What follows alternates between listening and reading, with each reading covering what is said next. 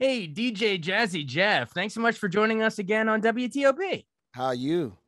We're doing all right. We caught up with you back in, I think we spoke just a couple months ago, like back in when you came and did this same thing on Labor Day weekend. Yes. But now we're doing it again. It's going to be at National Harbor on June 11th. It's called the Célébrez in Rose.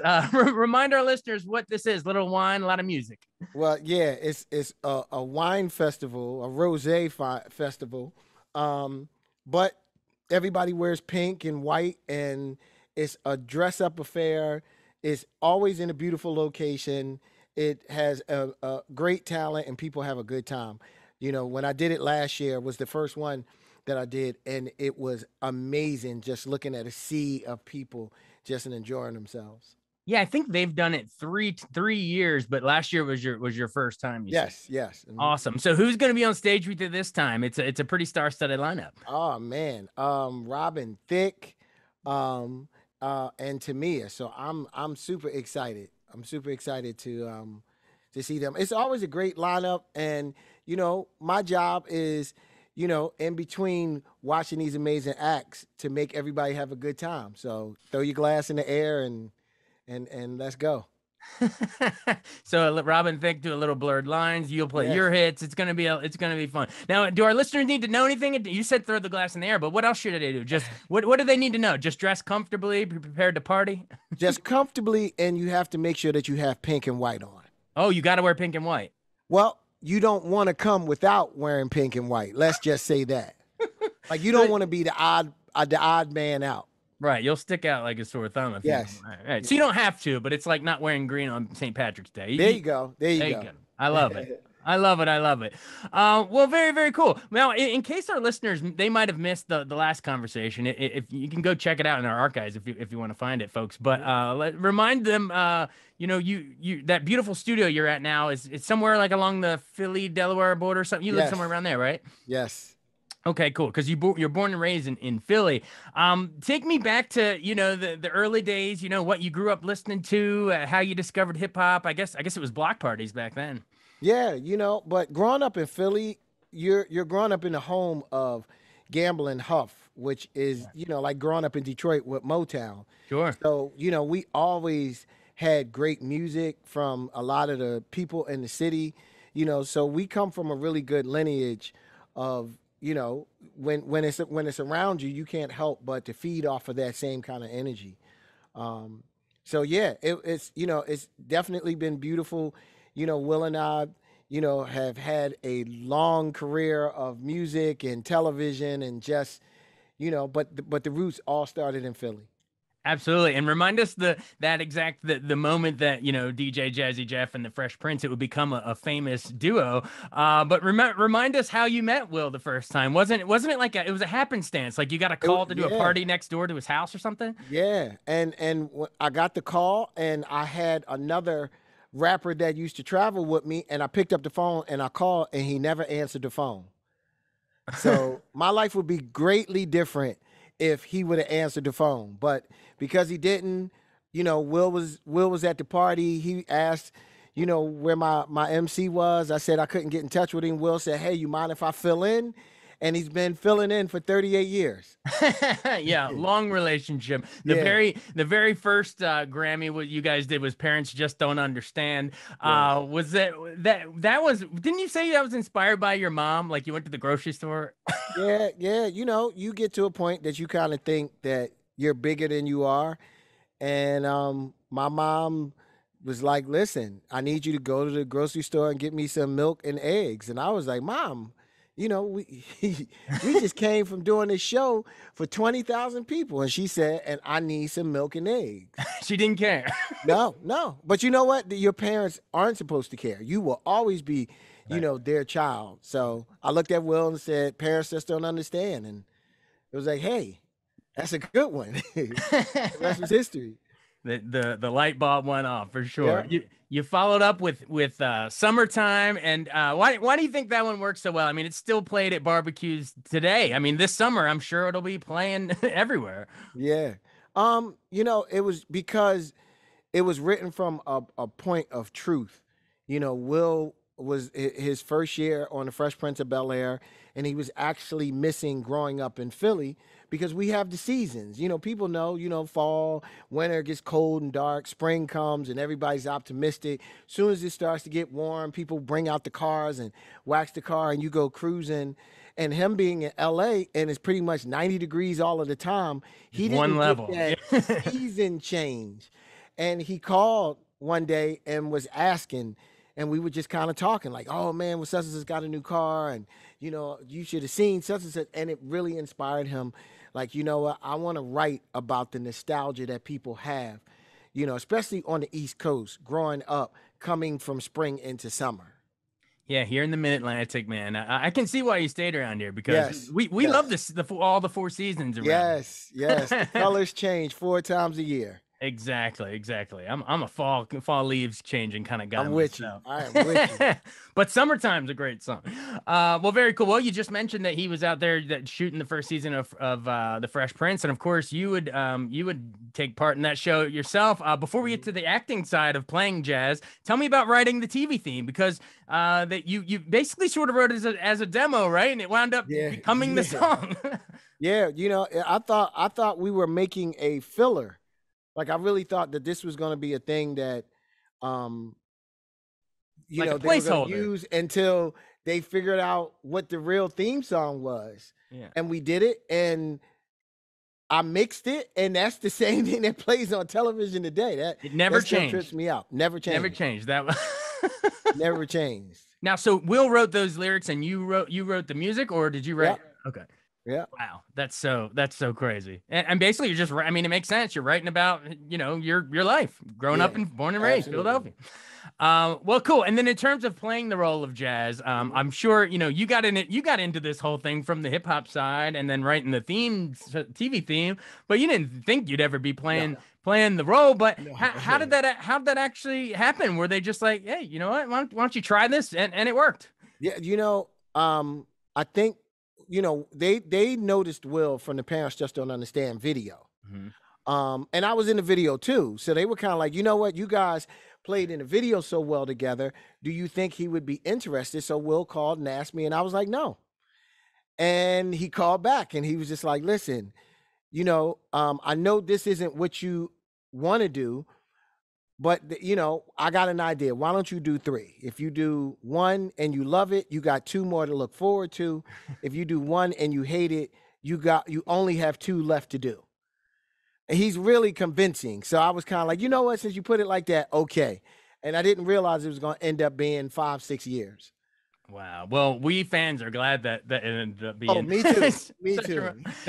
Now I'm sure you might still have the bruises to show though, because every time Uncle Phil would throw you out the window, I always thought it was like a dummy they threw out, but I believe it was the real, like you had to go limp and fly out, right?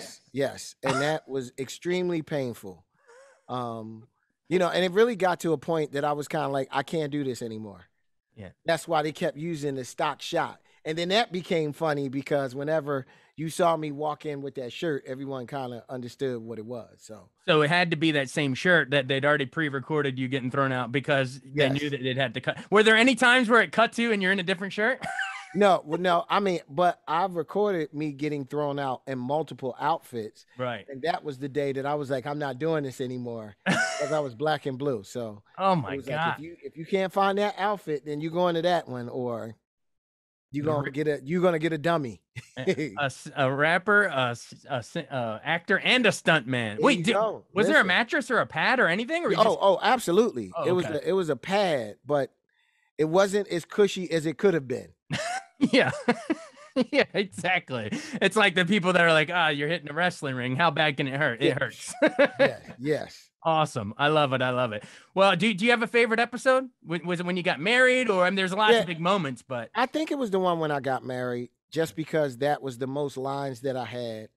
And that show was predominantly, me. So that was a lot of fun. It was challenging, but it was fun. Yeah, and I know we lost Avery, the guy that played Uncle Phil.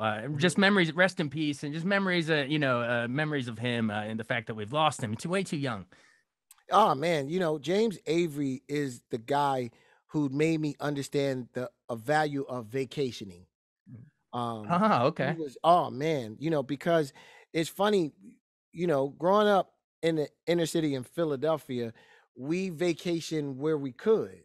So I was never trained on going somewhere and just completely relaxing, going off the grid, Mhm.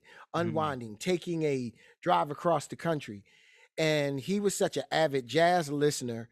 And he would travel, and he really started telling me, like, I remember I was like, hey, I'm about to take my very first real vacation. Where should I go? And he was like, Yeah. go to Cancun. Cancun had some of the prettiest beaches and some of the best seafood. And I went and I had a ball. So I would continuously go to him and ask him, like, where should I go next? Oh man, you've been to Hawaii?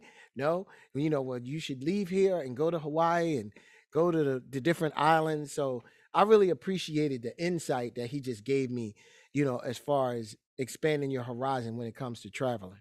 Your personal travel agent. But more Yeah. importantly, the idea of work-life balance, he taught you Yep. that you needed to Yep. take a break every now and then. Wow. Well, I always admired, after the Fresh Prince, of course, Will went on to become blockbuster Mhm. movie star, Independence Day, Men in Black, Bad Boys, the whole nine. But you decided you were going to take a bit more of a behind the scenes role, right? Like, is there a reason that you decided, I'm going to still produce Big Willie style with him and everything, but I'm going to maybe not be the public face of it anymore. Because one of my roles in DJ Jazzy Jeff and the Fresh Prince was the producer. Right. And I wanted to get into producing other people.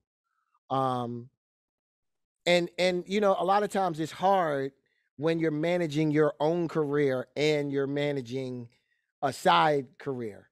Right. And we had been DJ Jazzy Jeff and the Fresh Prince, traveling and doing all the rest of that for 10 years. So it was kind of like, hey, the only role that changed was my name wasn't on the album cover. I still produced, and whenever he had shows, I still did. But I just didn't want that contractual obligation because there was a bunch of other stuff that I wanted to do. Right, right. Well, yeah, you've done a ton. You produced a ton of people, a touch of jazz productions. Maybe we get to that in a minute. But tell me about real quick before while we're moving chronologically. Any memories of helping produce Big Willie style? There were so many hits on that, from Getting Jiggy with It to the Men in Black theme, Miami, Just the Two of Us, remake cover. Man, any memories of being in the studio cutting any of those? Just renting out the entire Hit Factory, and it might have been 5 studios with people in, and he was going from room to room to recording. And that was great because it was some amazing producers that were in these rooms. And we were on a speed dial to try to get the album done. So just going from room to room, and the people that stopped by, it was that was a lot of fun. That was, I think that was the first moment that you felt a little bit more in creative control. Yeah. On that level that, Will rented out the studio. This wasn't a record company. He rented all of these Right. studios and got all of these producers, and that was great. That was fun. Right, absolutely, and that's around that time, and then the millennium and all that. It's things are really popping off. And was there a moment ever where you're sitting in the movie theater eating your popcorn and you're looking up and you're like, how the heck is that the Nope. guy that I Nope. grew Nope. up with? Not at all. Like that was the plan from day one. Yeah, Like that was like, that was the plan. He wants to be a movie star and I want to do music for movies. Like so you none of this, envisioned the whole thing, and then yeah, you none watched of it. this was a surprise. Right. People didn't understand that, it was a means to the end. It Yeah. wasn't meant for us to be a group forever. We had already thought past that. Right. Absolutely. And I've always, in every video he's given, and you yourself always talked about, envisioning it and then making it happen. And it's one of the greatest, Hollywood success stories probably ever. And I'm sure my listeners are like, why are you avoiding the elephant in the room? But I gotta add, I mean, definitely not any gotcha question, anything like that. I want to be respectful, but what's your reaction to this whole Oscar slap crap thing? Banned for 10 years from the Oscars. It's gotta be hard for you to watch, but at the same time, you don't want his whole life to be defined by that, on a bad night. Mhm. But yeah, what's your reaction? A lapse in judgment. Yeah. It is as simple as that. It's just different when the lapse in judgment comes from one of the most recognizable figures on the planet. Yeah. But that is probably nothing more than 99.9% of us had done at some point in time in our life. Right. It just so happened that he did it on national television at the Oscars. So, people aren't defined by their lapses in judgment, because if it was, I don't think any of us would have the right to say anything. Yeah. So it's just, it's unfortunate. More than anything, I know Will and I know his character, and he was very remorseful. And I've stated before, I've seen this man avoid bad lapses in judgment more than anybody I know when he could have. You know, it's just so happened that this was the one. Right. So Well, I appreciate you being so, candid and down to earth talking about it. Yeah. I mean, and the reason, because like you, the rest of it, we loved Will. We loved, we loved all of his stuff. And it was like the last person you'd think it would happen. So, yeah, I guess our heart goes out, and then we hope that everything, gets back together. Did you reach out afterwards? And I don't want to go too far down on a tangent, but I'm sure you've talked and say, I'm praying for you or whatever. Like, this is one of my closest friends. Yeah. Sure. And make sure he's okay, and he's okay. Yeah. Well, that's good. That's good. Well, thanks for talking about it there. We'll bring it back to the Célébrez and Rose. And I appreciate you taking through the whole life journey. I mean, it's all part of your story, but remind our listeners what you've been up to lately with the Touch of Jazz Productions. Like there's some big names you've produced. I know Raheem Devon and Jill Scott and Music Soul Child. How rewarding is that to be able to cultivate other artists? It's great. It's great because it doesn't pigeonhole you into one thing. I've been able to pretty much make the music that I want to make, whether I'm the artist or not. So this is great.